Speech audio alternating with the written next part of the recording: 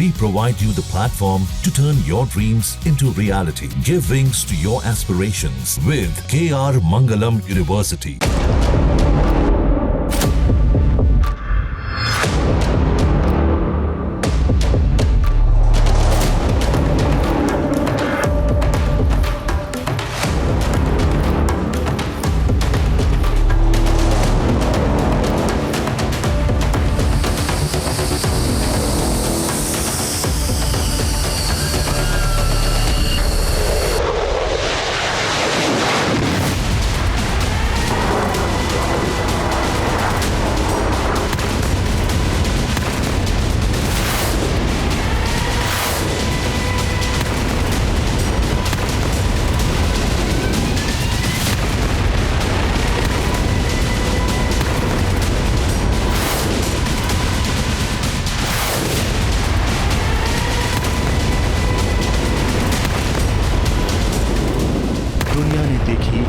ऐसी जंग जो न्यूक्लियर ठिकानों को मिट्टी में मिला देने से शुरू हुई और न्यूक्लियर युद्ध के विनाशक मोड़ पर आकर खड़ी हो गई।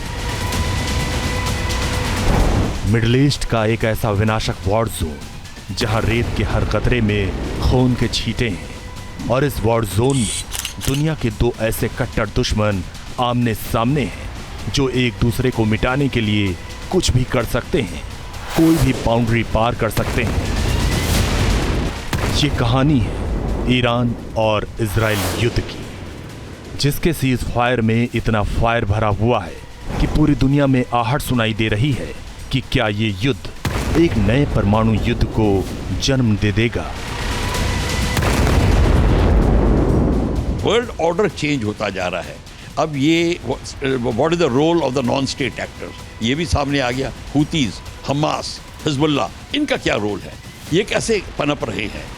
ईरान और इजराइल दो ऐसे मुल्क जिनकी दुश्मनी जितनी पुरानी है उतनी ही खतरनाक और विध्वंसक भी।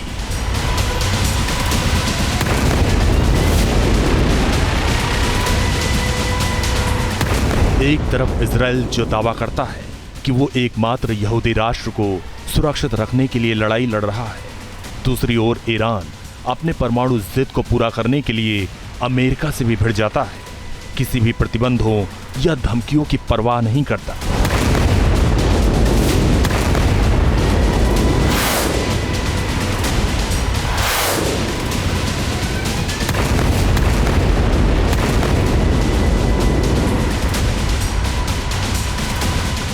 ऐसे में टकराव केवल सैन्य या रणनीतिक नहीं बल्कि एक ऐसी वैचारिक युद्ध है जिसमें धर्म, ताकत, वजूद और वर्चस्व की जंग एक दूसरे में उलझी हुई है। सीज फायर के नीचे दबी चिंगारी कभी भी ज्वाला बनकर फट सकती है, तबाही का तूफान ला सकती है।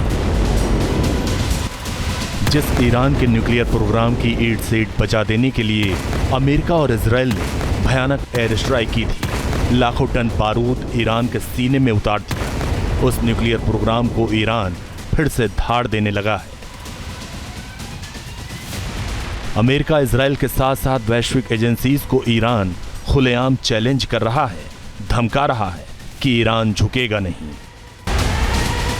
ईरान अपने न्यूक्लियर प्लांट में न्यूक्लियर हथियार बना चुका है या अब बनाकर ही दम लेगा, तस्वीर अभी धुंधली है, मगर एक तस्वीर साफ है कि 12 दिनों की जंग में हुई तबाही के बाद ईरान एक बार फिर से पूरी ताकत से अपने न्यूक्लियर प्रोग्राम को आगे बढ़ाने में जुट गया है।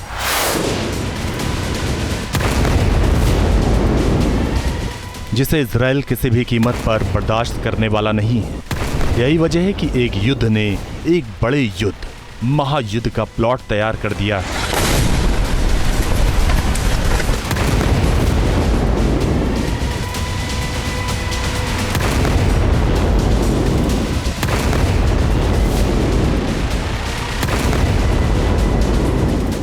मैक्सार टेक्नोलॉजी की ओर से जारी फोर्डो यूरेनियम एनरिचमेंट साइट की लेटेस्ट तस्वीरें बता रही हैं कि फोर्डो में फिर से बड़े पैमाने पर निर्माण कार्य शुरू हो गया है। इसमें बताया गया कि ऑपरेशन मिडनाइट हैमर में हुए नुकसान को ईरान फिर से बना रहा है। एनरिचमेंट एरिया में एक नई सड़क, क्रेन और ड्रिल मशीनों को ट्रैक किया गया है।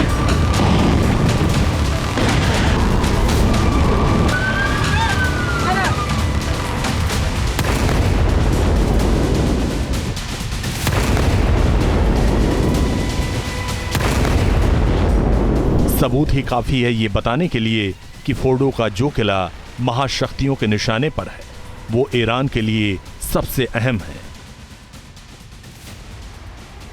ईरान ने अंतर्राष्ट्रीय परमाणु ऊर्जा एजेंसी के लिए अपने यूरेनियम और न्यूक्लियर साइट के दरवाजे बंद कर दिए हैं।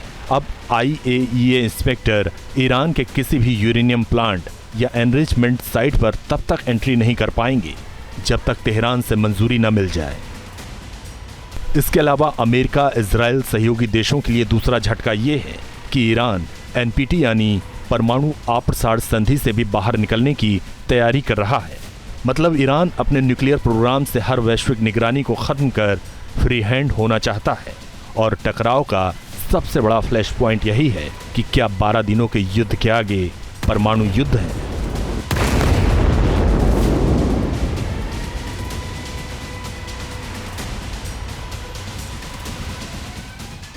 ड्रोन को किसी ने इतने इंटेलिजेंटली इस्तेमाल नहीं किया था जिस तरीके से इसमें किया। भारत ने भी किया, पर इजराइल ने ड्रोन का इस्तेमाल बेका वैली में कर दिया था 1982 में। वो किसी को नहीं पता। उन्होंने इसी तरीके से इस सीरिया के ऊपर किया था। और टैक्टिक्स चेंज हो गई हैं। और ये भी प्रूव हो गया है कि देखिए कि अगर न्यूक्लियर पावर प्लांट पे अटैक होता है तो क्या क्या हो सकता है, क्या क्या नहीं हो सकता।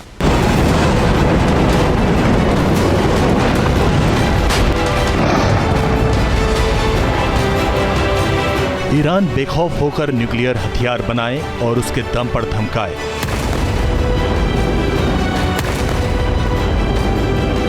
अमेरिका ऐसा कभी होने नहीं देगा। इसका लाउड एंड क्लियर मैसेज राष्ट्रपति डोनाल्ड ट्रंप ने उसी दिन दे दिया था जब अमेरिका के B-2 बॉम्बर्स ने उड़ान भरी थी। जगह white man air force base, Missouri. वक्त सुबह के 9:30।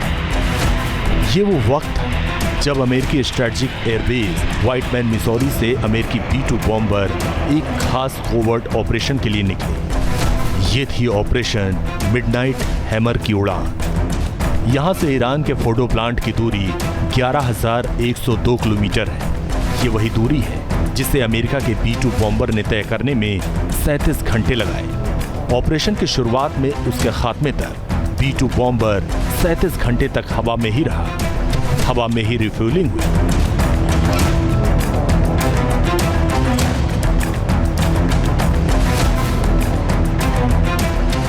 इक्कीस 22 जून की रात फोर्डो पहुंचकर हर B-2 बॉम्बर ने 2-2 बम गिराए।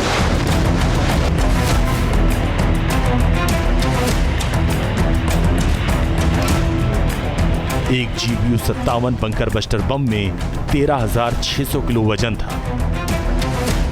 हर B-2 बॉम्बर ने 27,200 किलो वजन के साथ पेलोड रिलीज किया। इतने भारी भरकम पेलोड रिलीज करते ही B-2 स्प्लिट बॉम्बर एक झटके के साथ ऊपर की ओर उछल गया। मिशन में शामिल एक पायलट अमेरिकी वायुसेना के lieutenant general Steven Pasha B-2 में 9 साल तक फ्लाइंग मिशन कर चुके हैं। वो कहते हैं, जब GBU-57 बम छोड़ता है तो विमान का वजन अचानक कम हो जाता है और वो झटके से ऊपर उठता है। यह एहसास बेचैन करने वाला और रोमांचक था। इसे जीवन भर नहीं भूल सकते। B-2 बॉम्बर में 2 पायलट होते हैं। इसमें एक छोटा टॉयलेट, एक मिनी ओवन और पीछे एक पतली सी जगह जहां सोया जा सकता है। यह एहसास बिल्कुल ऐसा था जैसे आप बाथरूम से निकले और सीधे युद्ध में कूद पड़े। अमेरिका ने ईरान में 3 परमाणु ठिकानों पर हमला किया। ये ठिकाने फोर्डो, नतांज और इस्फहान। ऑपरेशन में अमेरिका ने 14 bunker buster bomb GBU-57 MOP का इस्तेमाल किया। इसमें 12 GBU बम सिर्फ फोर्डो यूरेनियम एनरिच साइट को तबाह करने के लिए लगाए गए। आर्टिफिशियल इंटेलिजेंस की तस्वीरें B-2 बॉम्बर वाले अमेरिकी ऑपरेशन की कहानी कह रही हैं। 60 फीट मोटी कंक्रीट को चीरकर 200 फीट नीचे बस्टर बंकर बम फटते हैं। ये वही 25 मिनट थे जिसमें B-2 बॉम्बर ने विध्वंस की नई कहानी लिख दी। जहाँ भक्ति है हर शब्द में, कथाओं में छुपे हैं दिव्य रहस्य और ज्योतिष देता है जीवन को दिशा। धर्म से जुड़ी हर बातों को जानने के लिए हमारे चैनल स्तुति को सब्सक्राइब करें। चैनल पर जाने के लिए इस लिंक पर क्लिक करें।